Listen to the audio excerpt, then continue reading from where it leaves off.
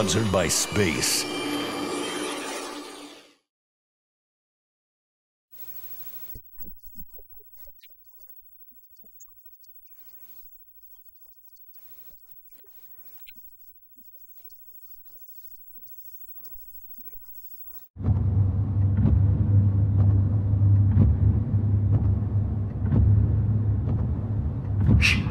You want to let boy, you listen to me. I'm gonna let go. Screaming, I'll break your neck. You get me?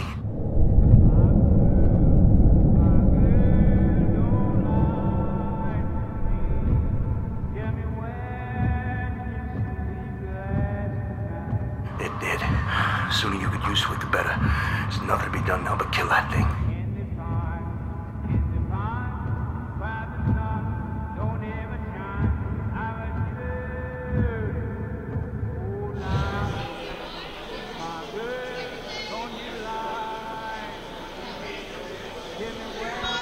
Can you tell me about the character you play in the film Stakeland? Sure, I play Martin, who is a kid that happened to be born at the wrong time in American history. So he finds himself in the middle of a war zone between different fractions of humans and vampires, and general disease and lack of support and all types of stuff. And luckily or unluckily, he is saved by this rogue vampire hunter, who takes him under his wing, and Martin develops into the man that hopefully he was always supposed to be through this what this guy gives him. And it's really just the story of how this kid grew up. I appreciate it. Welcome back to Toronto and Midnight Madness and TIFF. So exciting to be here, I must say. Just delightful. One thing I would like to ask you is you obviously saw Mulberry Street. What did you see in Jim's talent that said, I want to work with him? Well, it's beyond Mulberry Street. I'd seen some of his shorts, and he'd always come to me and sort of made proposals, and we had a really good time sort of hoping to work together. We were going to make a vampire movie, believe it or not. I mean, a much more intimate one, sort of like a Habit, my film. But bottom line is Jim just has so much heart, and I really think that's so exciting in a horror film, because the stakes are raised. You really care about the fate of the people, and then when you bring in the horror elements, it matters, and that's my relationship to the genre, is to have it count, not just a gore fest. I read recently that you said you always wanted to play a cowboy in a film, and I was wondering if you could tell me about your character in Stakeland. His name, we just call him Mister. He's like an enigma, the man without a name, you know, loosely pieced together from old movies, John Wayne, Clint Eastwood, that type of thing. If anyone ever saw The Searchers, there's a lot of that Ethan in Mister. And it was just fun for a city kid like me. I was born in New York, 10th Avenue, to be able to play a cowboy. Could you talk a little bit about the story of Stakeland? Sure. It's about, it's in a lot of ways a coming-of-age story. A young boy who kind of grows up in a world dominated now by vampires. The U.S. has crumbled, and he's taken under the wing of a vampire hunter who kind of shows him not just how to kill vampires, how to be a man, everything else. What was it like to work with Jim Mickle, who I've seen some of his previous film, Mulberry Street, seems to be a very talented director? Right, man. And for a director that's only done one other film, this guy gets actors. He knows how to talk to us and just how to let us do what we do. And it's a great environment to have your writer as your lead actor, which we do, because there was just such a sense of freedom on the set to whatever you felt you could run with. And Jim really encouraged that. So one of the finest directors I've worked with. You and Jim worked together on Mulberry Street as screenwriters. And I was wondering, from Mulberry Street to Stakeland, how has your writing process changed, if at all? I don't know if the process has changed. We just got a little clearer and better about it. We work really well together, and for us it was more about not wanting to do another movie in the middle of Manhattan in my apartment.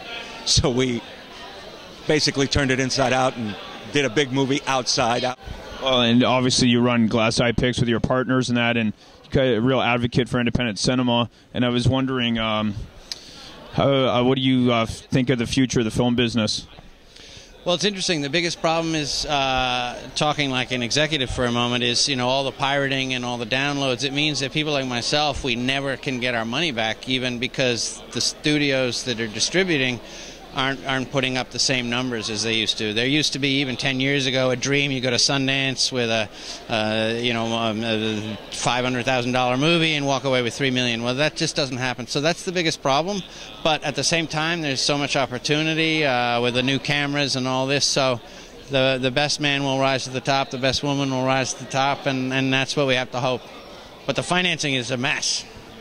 There was social commentary underlying Mulberry Street. Could you elaborate if there's any more of that in Stakeland? Yes, there is. You're going to see it. What have you learned as a director? Is there anything you've changed? Good question. I think I know a lot more about when to move on from scenes. You know, I had a lot better sense of how much coverage to get and that kind of stuff. So that certainly helped. And I guess just how to spread the love a little bit. The first time around, it was a little bit, if it wasn't myself or Nick or Ryan, the DP, or a couple other people, there wasn't much happening. So now this time it was a little bit more about delegating and getting other people to fill those positions, fill those roles. And one thing, we talked about production when I interviewed you earlier, and you seem to be very avant-garde with the way you approach production. For example, in I Saw the Dead, you broke up the production to wait for Ron Perlman, and from what you've told me, you've done that again for Stakeland. Well, with Stakeland, we shot in 2 different chunks because we really wanted to celebrate the seasons. I mean, this is a movie with a lot of texture beyond a lot of vampire killing. There's a sense of the seasons and the sense of the collapse of a country, the good old USA. And so we wanted to have a sense of the weather that takes place in the summer, and then it's sort of they're heading towards the north, to Canada actually, for refuge. And so we broke it into 2 pieces. Now that's very hard if you have a bonded film, because in essence you're saying to your investors, we're going to stop production, we're going to have half a film made, and we're just going to hope we can get it back together and complete the movie. So it's that kind of adventurous scheming that I think makes a better movie, but it makes the investors nervous. We were lucky enough to have some good people behind us. Is there something you could share that you've learned from Larry that you're going to apply to your future films? I think just to have love for what you're doing, you know, and I think the thing about Larry, no matter what budget, if it's a $5 movie or a $5 million movie, he just loves what he's doing and he loves being there and a part of it. And I think not enough people are there. I think a lot of people hit a certain plateau and they check out a little bit, and they make films more of an obligation. But I think people like Larry still, they love being out there and sweating it out and doing long days, and they love every detail about the hard work of making a film. So.